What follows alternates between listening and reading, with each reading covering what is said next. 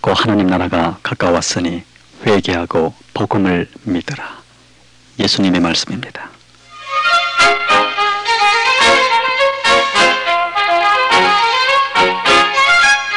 오늘도 주님과 함께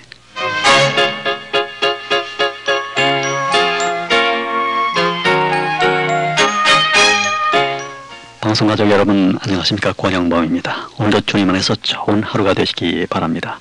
지금까지 서울 극동방송의 주 안에 사는 삶을 들으셨습니다. 지금부터 미국 서부 시간으로 5시 30분까지는 극동방송 미주 지사가 보내드리는 오늘도 주님과 함께 시간입니다.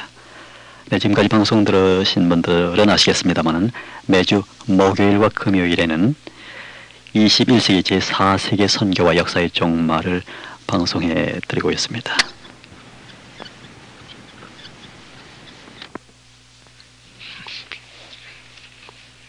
목사님 안녕하세요. 안녕하십니까. 네, 목사님. 반갑습니다.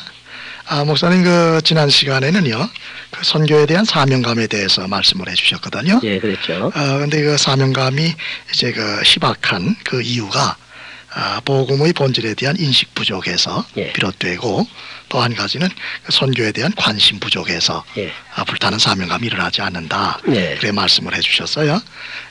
그러면 오늘은요 그 선교에 대한 사명감이 불일도 좀 일어나려고 하면 그럼 어떻게 해야 되는지 좀 말씀을 해주시면 고맙겠습니다.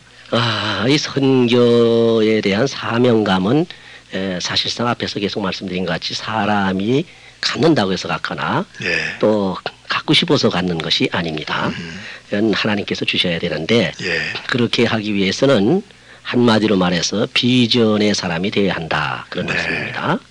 하나님과의 더불어서 이제 그 영적인 교통, spiritual communication 이것이 잘 될 때에 우리 하나님께서 주시는 비전을 받게 됩니다. 그러니까 비전을 받아서 그 비전에 완전히 사람이 될 때 비저나이제이션이 될 때 그때 이제 그에게는 사명감이 일어나게 되죠. 만약에 비전이 없다고 하면 앞이 내다 보이질 않을 뿐더러 선교에 대한 의욕과 사명감이 일어나질 않습니다. 앞에서도 비전에 관해서 자세히 말씀을 드렸습니다마는 선교는 물론 목회도 반드시 비전이 있어야 한다는 것을 말씀을 드렸죠. 지난번에 비전이 없으면 방자히 행하게 된다는 말씀을 아마 드린 적이 있을 겁니다. 좀 더 심하게 말씀을 드리자면 비전이 없으면 망한다. 킹 제임스 버전에 이렇게 말씀을 한 것도 아마 인용한 바가 있을 것입니다. 선교 사명을 위해서는 한마디로 비전의 사람이 되어야 된다 하는 말씀입니다. 비전만이 사명감을 일으킨다는 것이죠. 비전이 없는데 어찌 앞이 보이지 않는데 어떻게 거기에 대한 의욕이 일어나며 어떻게 거기에 대한 계획을 세울 수 있으며 거기에 대해서 어떻게 불타는 마음이 생길 수가 있겠느냐. 그래서 비전으로 완전히 차 있는 비전화되어 있는 그런 사람에게 결국 이 사명감이 불타게 된다. 그런 말씀입니다. 이 선교를 하기 위해서는 그 비전의 사람이 되어야 된다고 지금 말씀을 하셨는데요. 그러면 그 비전의 사람이 되려면 뭐 어떻게 해야 되는지 뭐 그 비결이라도 있는지 좀 말씀을 해주세요. 방금 말씀드린 대로 이 사명감이라는 거, 또 비전의 사람이 된다는 거, 이건 사람의 마음대로 뜻대로 되는 것이 아니라고 말씀을 드렸지요. 그런데도 불구하고서 이제 우리가 가만히 있을 수는 없는 거고, 하나님께서 주실 때 바라고 뭐 그냥 누구 말 맞더나 속원에 있는 그대로 감나무 밑에 가서 감 떨어질 때 바라고 가만히 누워 있어서 그거 되느냐 이거죠. 그러니까 우리 성서적으로 보면 그 프라이어리티, 다시 말하면 그 우선순위로 봐서는 하나님의 절대적인 주권으로 역사를 하시는데 거기에 대한 우리 인간의 응답, 리스폰스예요. 레스폰스가 어떻게 작용을 하느냐에 따라서 이 하나님과 우리 인간과의 커뮤니케이션 속에서 역사는 창조된다는 겁니다. 그러니까 목사님께서 지금 질문하신 내용 어떻게 해서 해야 비전의 사람이 될 수 있느냐, 그 비결이 있느냐 이렇게 말씀하셨는데 물론 한 가지로 대답할 수 있는 문제는 아니라고 봅니다. 왜냐하면 선교의 비전이라고 하는 것은 방금 말씀드린 대로 이제 마음대로 가질 수 있는 것이 아니고 비전의 사람이란 또 마음대로 또한 우리가 될 수 있는 문제가 아니기 때문입니다. 그럼에도 불구하고 크리스찬이라면 하나님께서 기본적으로 그리고 공통적으로 주신 사명감이 있습니다. 네. 그것이 바로 무엇이냐면 선교의 사명이라는 거예요. 네. 이 선교의 사명을 갖는다는 것은 바로 선교의 비전의 사람이 된다는 말씀이죠. 그런 뜻입니다. 이 사명감을 어떠한 방법으로 그리고 어느 정도 개발하느냐에 따라서 어떠한 비전의 사람이 되느냐 하는 문제가 되겠습니다. 물론 선교에 대한 사명감은 두 가지 동기로 일어난다고 생각할 수가 있습니다. 그 첫째가 뭐냐면 하나님께서 강권해 주심으로 이렇게 비전에 대해서 특별히 사명감이 일어나게 됩니다. 이런 경우는 하나님의 절대 주권에 의한 하나님의 전적인 의지에 달려있는 경우이기 때문에 인간인 우리가 어떻게 거부하거나 좌지우지할 수가 없습니다. 하나님의 특별하신 그 절대 주권으로 인해서 우리에게 직접적으로 그리고 강권적으로 부르시는 특별 소명이기 때문에 우리는 응하지 않을 수 없게 되어 있는 겁니다. 그 일례로 보게 된 구약성경의 그 모세 같은 경우가 특별한 경우죠. 모세를 불렀지만 모세는 자기를 생각하니까 아무리 생각해봐도 자기는 부족한 사람이에요. 자기는 그야말로 입술이 둔하고 혀가 둔하고 해서 도저히 나가서 대변인 노릇할 수가 없고 바로 앞에 가서 무슨 말을 할 줄은 모르는데 나를 어떻게 해서 보냅니까? 차라리 우리 형 아론을 보내소서 그랬거든요. 그럼에도 불구하고 하나님께서는 하나님 뜻이 계시고 절대적인 주권 안에서 결정하신 사항이기 때문에 모세가 따라가지 않을 수 없다. 이걸 신학적으로 켈빈 신학에서는 불가항력적 은혜라고 그럽니다. 물론 뭐 이건 사명에 대한 겁니다만은. 그리고 다음으로 이제 신약에 와보게 되면 바울을 볼 수가 있어요. 다메섹 동상에서 예수님께서 강제로 말이죠. 강권적으로 부르셔서 이제 이방 선교에 대한 비전을 주시고 또 이방 선교를 함으로 이방 선교에서 세계 선교의 발판을 놓도록 하나님의 특별하신 주권적 뜻이 계시기 때문에 이런 경우에는 우리가 전혀 거부할 수가 없다. 만세 전에 예정하셨다. 바울이 그랬죠. 근데 사실 오늘날도 그런 게 많습니다. 본인은 원치 않고 본인은 생각지도 않았는데 자꾸 하나님께서 어떤 방법으로 끌어내서 하나님의 사역을 담당하지 않을 수 없게 된 사람들이 많습니다. 자기 생각대로 세상으로 빠져나가려고 해도 사업을 하려고 해도 사업이 안 됩니다. 또 계속해서 뭘 해보려고 하면 전부 되질 않아요. 그리고 나중에 뭐 그거 되지 않은 것뿐만 아니라 가정의 어려움을 겪고 심지어 자기 몸이 망가지고 질병으로 어려움을 겪고 이도저도 할 수 없는 상태에서 막다른 골목에 들어갔을 때에 그때 두 손 들고 나오지 않습니까? 천부의 의지 없어서 손 들고 옵니다. 그런 경우를 가르쳐서 하나님께서 특별하신 은총으로 특별하신 주권으로 인해서 강권하심으로 부르셔서 사명감을 주시고 그 비전을 주신다는 그런 경우가 있다. 그런 말씀입니다. 그 다음에 두 번째로 중요한 게 있습니다. 이것은 이제 우리 인간이 특별하게 생각해야 할 것인데 인간이 성실한 생활을 할 때에 그 성실한 신앙 생활을 통해서 하나님께서 부르시고 하나님께서 비전을 주십니다. 하나님께서 주신 기본적인 사명 의식을 생애의 과정에서 어떠한 동기를 통해서 일어나게 되는 경우가 있습니다. 다시 말하면 타임을 맞춰줘요. 하나님께서. 그래서 이제 우리가 목회를 해도 뭐 잘 알겠습니다만 어떤 목사님은 어느 지역에 가서 고생하고 고전하고 도저히 목회가 안 되는데 어느 때가 돼서 어느 지역에 오니까 아주 완전히 그냥 급성장을 해가지고 교회가 대형 교회가 되는 이런 경우가 많아요. 야, 이 저 미국 우리 미주에도 하는 교회가 그런 데 많지 않습니까? 이제 그런 경우를 우리가 볼 수가 있죠. 그러면 우리가 가만히 있어가지고서 하나님께서 강권적으로 비전을 주시고 사명을 주실 때를 바라야 되겠느냐? 그렇지 않다. 그럴 수 없다는 얘기죠. 그럼 무엇이냐? 하나님과 우리와의 사이에서 하나님께서 나를 비전을 주시고 또 사명을 주실 수 있는 그런 여건을 조성하는 데 있어서 나도 하나님의 은혜 가운데 일조해야 된다는 겁니다. 그래서 그러면 우리가 어떻게 해야 되느냐? 첫째 중요한 것은 우리가 하나님의 성경 말씀을 계속해서 읽어야 됩니다. 성경 말씀을 계속 접해야 된다는 것이죠. 그럴 때 성경 말씀을 통해서 비전을 주시고 사명을 감당할 수 있도록 해주신다. 그런 얘기가 되겠습니다. 예를 들면 구약시대에 요시야 왕이 있습니다. 이분이 아마 전무후무한 종교개혁을 한 사람으로 알고 있는데 열왕기하 22장 23장 보면은 우선 이 요시야 왕이 종교 개혁을 하게 된 동기 중에 하나, 가장 큰 동기가 네. 그 당시에 hil기야의 대제사장이 성전 수리 명령을 하고 성전 수리를 감독하고 있을 때 거기에서 성전에서 율법책을 발견하게 됩니다. 예. 하나님의 말씀을 발견하게 됐어요. 네. 그래가지고 이 하나님의 말씀인 율법책을 hil기야 제사장에게 읽히웁니다. 네. 그래서 hil기야 제사장이 다시 사반에게 줘가지고 읽게 하고 요시야 왕에게 전달해 주더라. 예. 그래서 요시야 왕이 하나님의 율법책을 발견해가지고 책을 보니까 이렇게 쭉 쓰여졌단 말이에요. 네. 이 백성이 이리 해서 하나님의 말씀을 명령을 순종하지 않고 계명을 순종하지 않고 계속렇게 살다 보니까 이런 어려움을 겪었다. 예. 이런 결과를 알게 됐단 말이죠. 그렇죠. 깨닫게 됐단 말이죠. 예. 그래서 안 되겠다. 하나님 말씀으로 돌아가자. 하나님 말씀으로 돌아가자. 그래가지고 back to the Bible로 예. 이렇게 해가지고 그런 운동을 하는데 이게 종교개혁인데 예. 우선 우상들을 제거합니다. 네.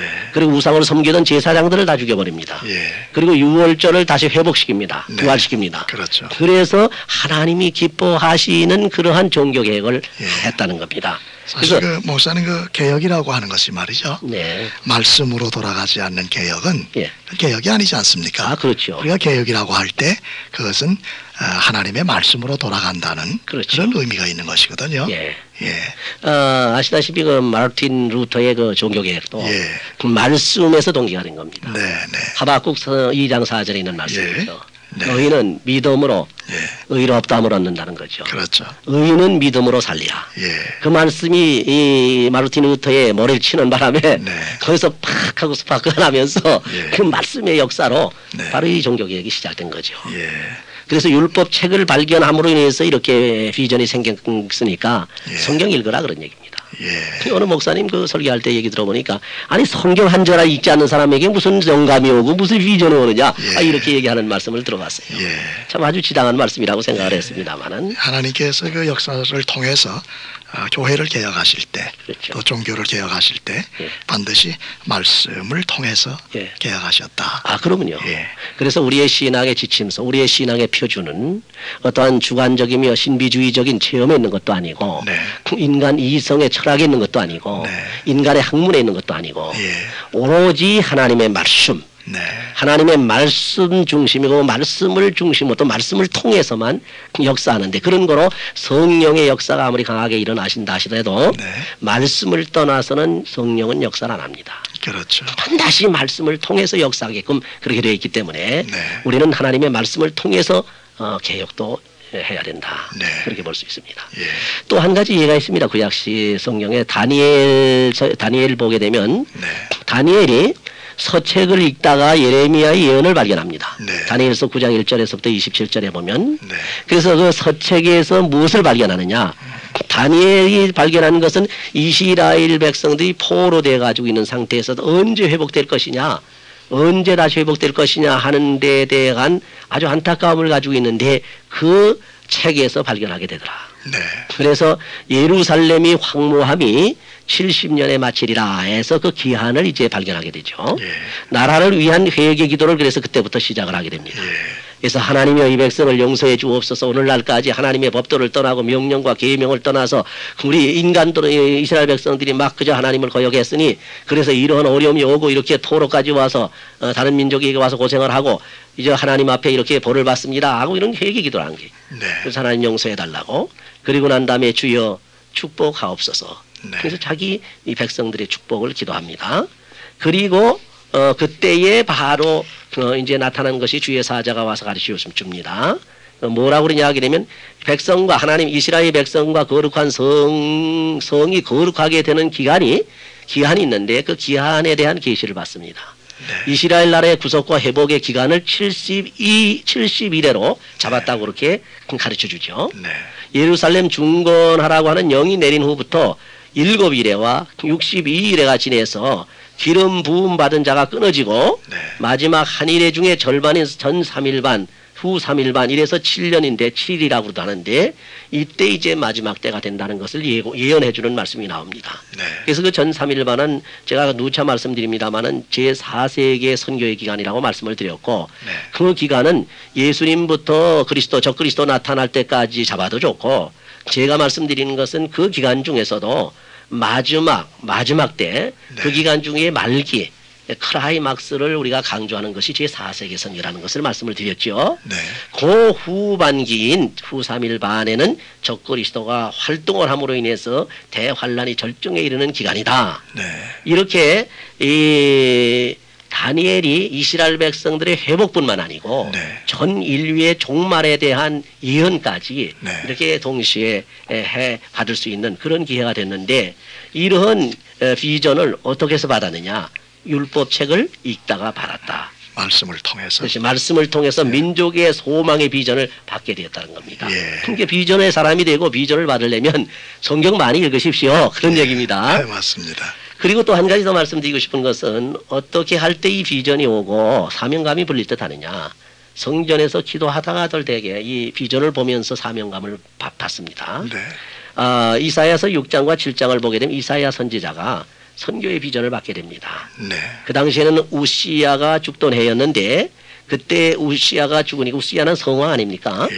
그러니까 이사야가 이 성왕 하나님을 잘 섬기던 성왕이 지금 죽었으니 이거 큰일 났다. 실망하게 됩니다. 그래서 할 수 없이 성전에 가서 엎드리니 하나님께서 그 실망을 보시고 하늘의 보좌를 열어주시면서 환상을 보여줍니다. 네. 그래서 환상을 보게 하시고 이스라엘 백성에 관한 메시지를 내려주시죠. 네. 그 메시지 내용이 뭐냐 하니까 첫째는 심판의 말씀을 전하라고 하는 것이고 네. 두 번째는 메시아에 관한 예언의 말씀을 전하라고 하는 이 선교의 사명을 받게 됩니다. 네. 여기서 그 비전을 봄으로 인해서 이사야는 아주 그냥 흥분합니다. 네. 왜? 거기서 그 거룩한 광경을 보면서 도대체 자기 이런 거룩한 환경 하나님을 베었으니 난 죽게 되지 않느냐 해서 겁이 나가지고 주여 나는 망하게 되었소이다. 내 이 더러우고 부정한 입술을 가지고 또 내가 하나님을 이렇게 베었으니 네. 나는 죽게 되었나이다 하고서 벌벌 떠니까 네. 그렇지 않다. 그러면서 제단에 그 뭡니까 숯불로 지져주시면서 네. 우리를 위해서 누가 갈고 우리 하나님이 그러시니까 그때 가서 비전을 보면서 사명감이 속에서 확 일어나니까 주여 나를 보내소서 네.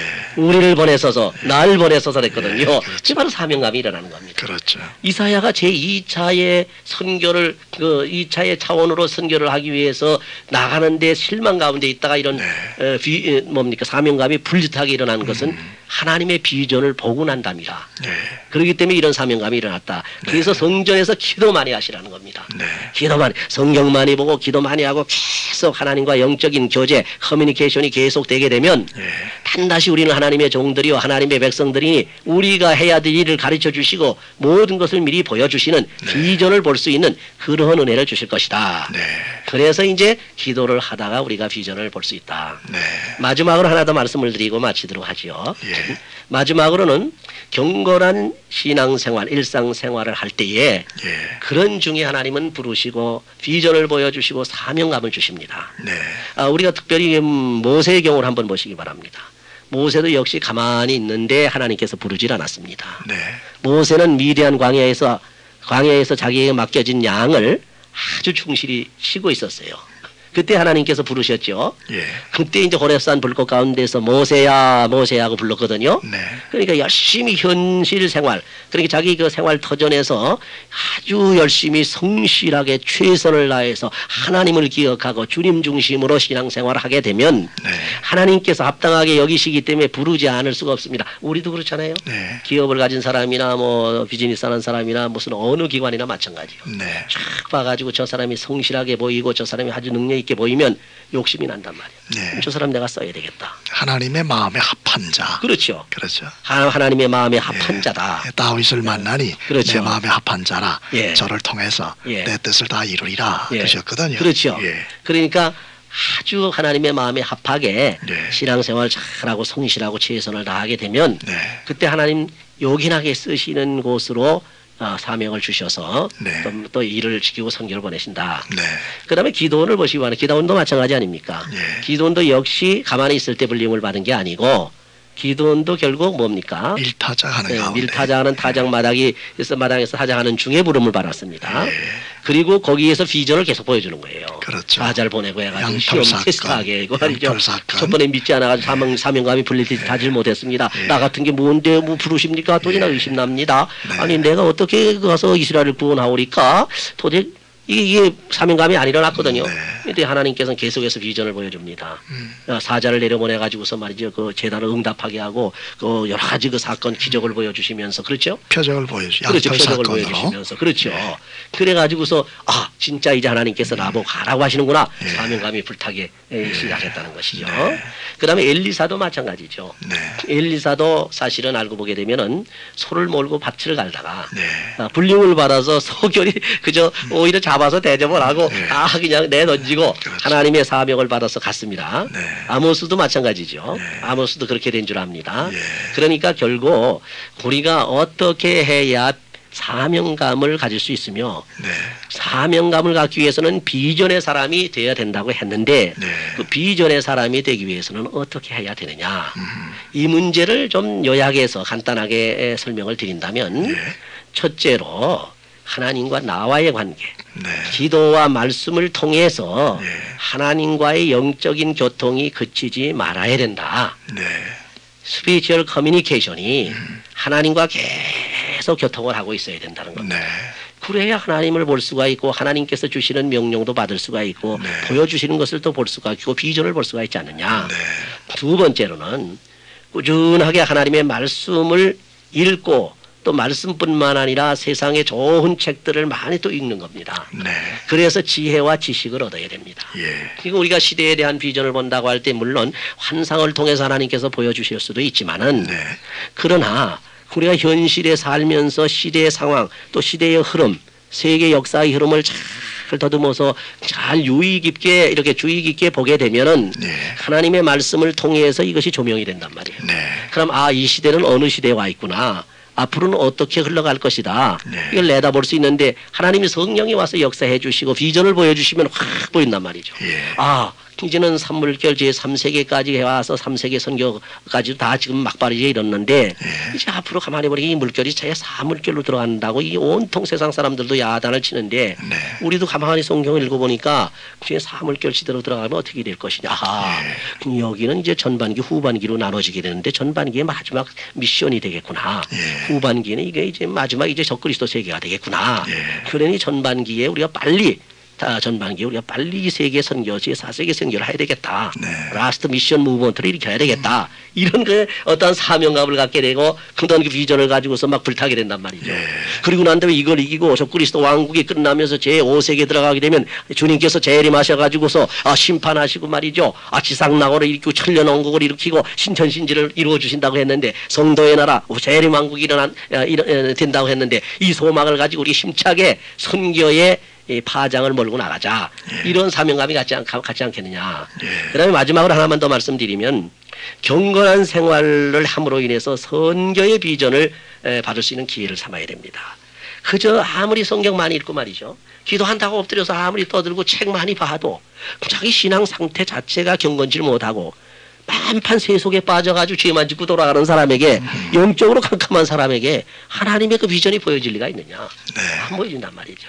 그래서 우리 생활 자체가 거룩하고 성별되고 경건한 생활로 돼야 된다. 그럴 때 하나님께서 부르셔서 비전 보여주시고 사명감이 불릴 듯하게 해주신다고 하는 사실 이렇게 정리해 볼 수가 있습니다. 목사님 그러면 그 제4세계 선교에 대한 그 사명감을 가지고요. 선교를 해야 되는데 그 선교의 주역은 누구라고 생각하시는지요? 물론 이 말씀은 시간 관계로 다음에 이어서 말씀드리기로 하고 결론부터 간단하게 말씀을 드리고 마치겠습니다. 결론은 평신도들이 선교의 주역이 된다는 겁니다. 평신도 선교사가 이제 제4세계 선교의 주역을 맡게 됩니다. 그러면 주예종은 뭐냐? 주예종이 필요 없다는 게 아닙니다. 주예종의 사명은 벌써 여기까지 왔는데 2차적인 사명이 있습니다. 평신도를 훈련하고 지도하고 파송하고 하는 전략가가 되어야 된다는 것. 이제 이 문제에 대해서는 다음 시간에 자세히 말씀을 드리도록 하겠습니다. 목사님 감사합니다. 다음 시간에 계속해서 말씀을 듣도록 하겠습니다. 감사합니다. 감사합니다.